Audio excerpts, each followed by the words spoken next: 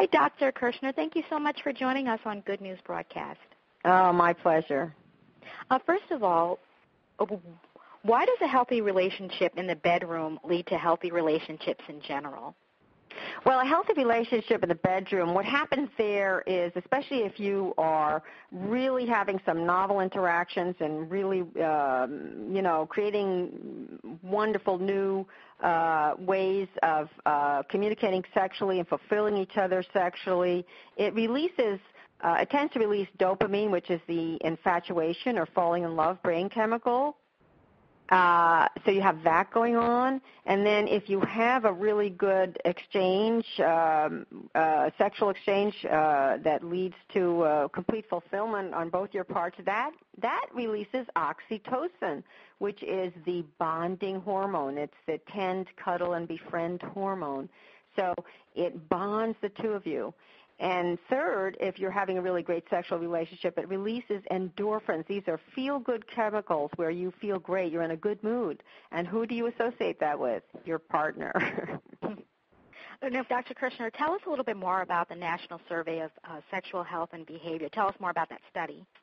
Well, this study, which was done by the Indiana University Center for Sexual Health Promotion, found some very interesting things. 85% of the men said their female partner had climaxed during their most recent sexual event, but only 64% of women said they actually had. Wow. So there's a real pleasure gap there. Now, how do we close that pleasure gap that you mentioned? Well, I tell you, it's very important for women to find complete fulfillment, to really find some sexual fulfillment for themselves. A lot of the time women are loath to take care of themselves. They'll take care of everybody first, the kids, work, the elderly parents, and then they come last. And, really they have to take care of themselves across the board, and especially in the bedroom because it's very important for your relationship. It's very, very important for your, to have lasting love.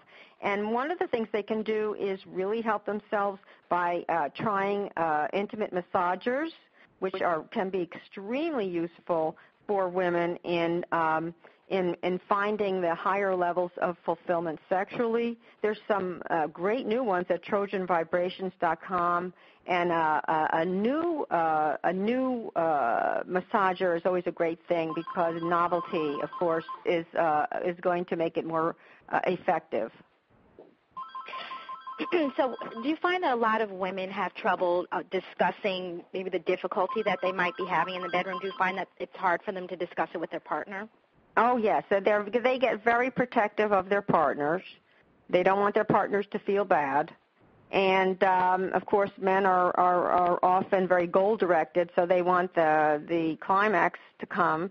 And women are less so, but they will kind of bend things to please their partner, and make it seem like everything is fine when it's not. So what are some ways that we can make Valentine's Day more memorable in and out of the bedroom?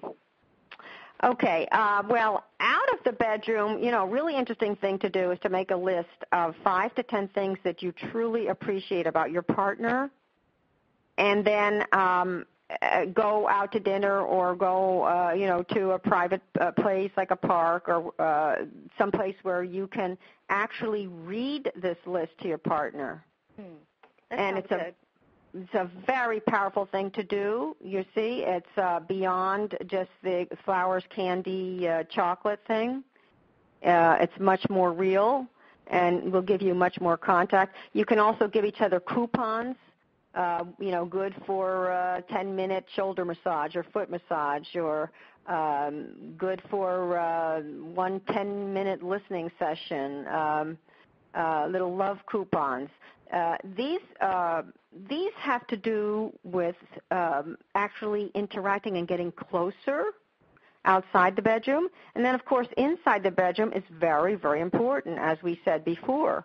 And to put sex at the top of the list in terms of making it great, really making it great, is such a gift to yourself and such a gift to your man. and such a gift to your couple. Do you know that having regular fulfilling sex actually makes you look younger? Ooh. It releases DHEA, which makes your skin look younger, and women who are having more regular sex actually looked, in a research study, 10 years younger than others. Oh, I got to keep that in mind. Now, Dr. Kirschner, one last question we always ask, what's your good news?